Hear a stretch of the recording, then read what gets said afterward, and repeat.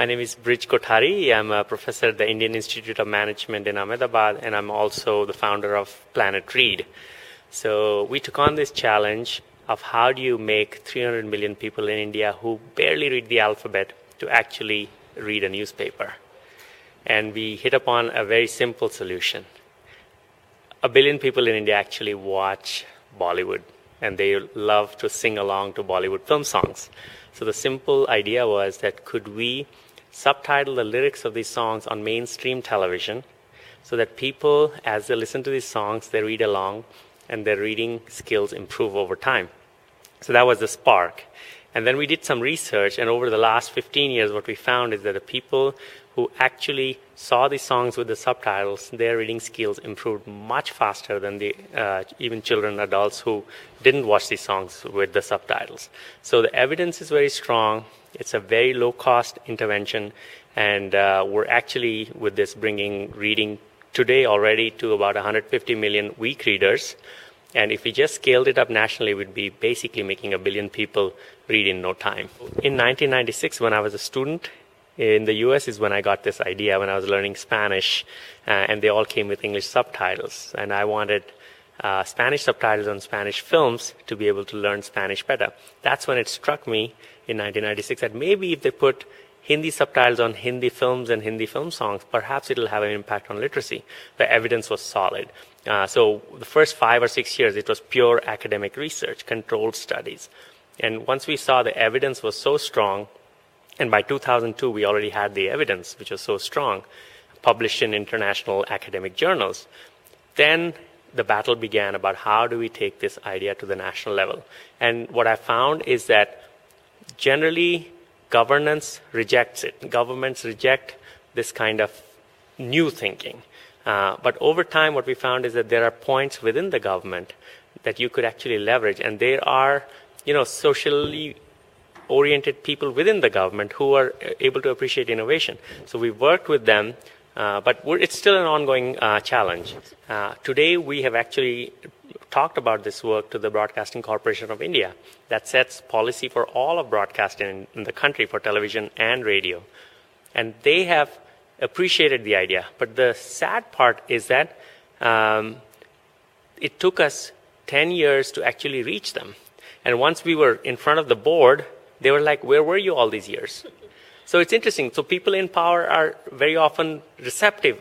But the problem is there are many gatekeepers along the way who don't let you get to these decision makers who are willing and have the power. So could you tell me, Rich, why do people need to be able to read? I mean, obviously we do because we live in a very particular industrialized community, very cerebral, slightly detached from the natural world. It's a very odd sort of world we live in. Why do we want to drag people who are living in a more natural setting as people have lived for centuries? Why are we pulling them into our crazy world?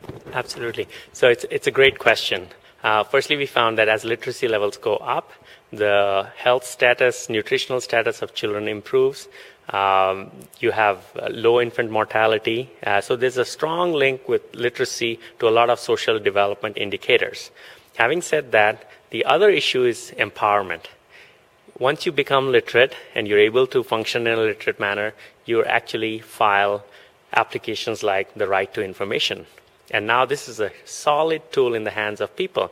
If some governance issue is troubling them and they're not getting the information on where their file is, where their birth certificates are, they can actually file these right to information applications and get that information. So I would almost define literacy if you can file a right to information application, not just as reading and writing. So it's a very empowerment kind of tool. It sounds very defensive. It's like because society has become so divorced from a kind of egalitarian, mutual looking after process, it's almost like the poor have to defend themselves against people who are already literate.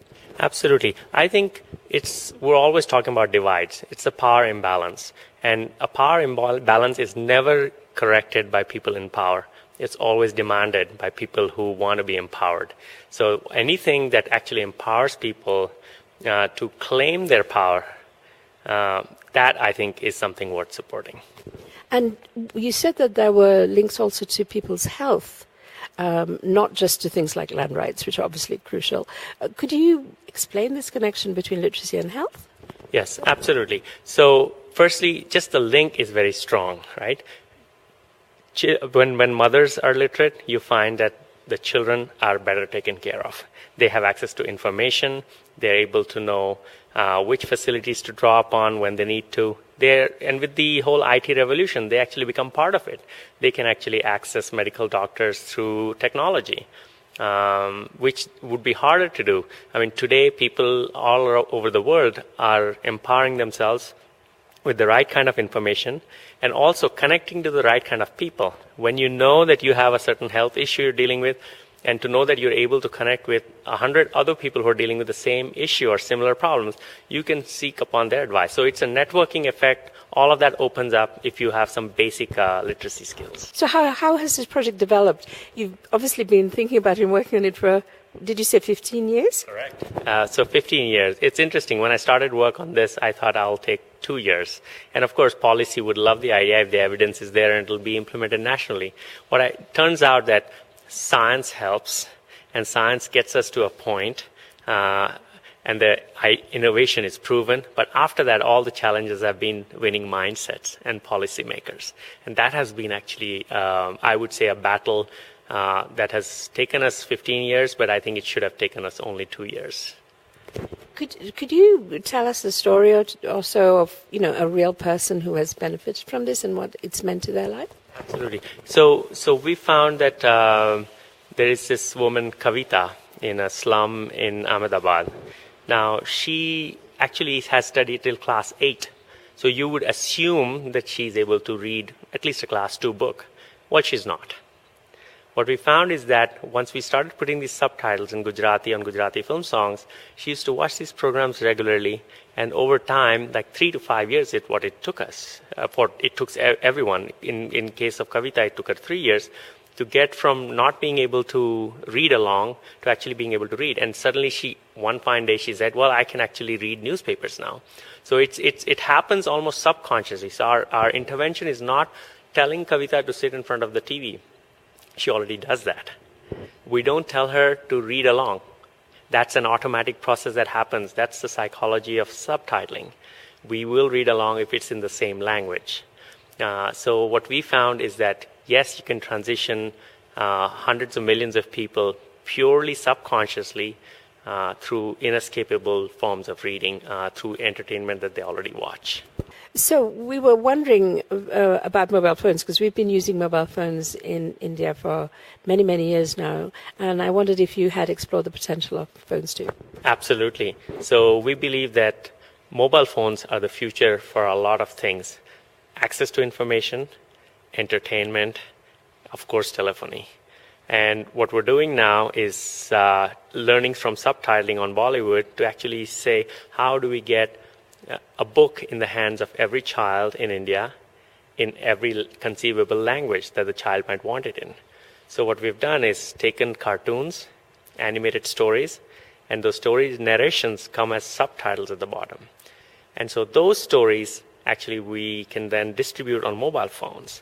And what we do is we are also able to change the languages at a very marginal cost.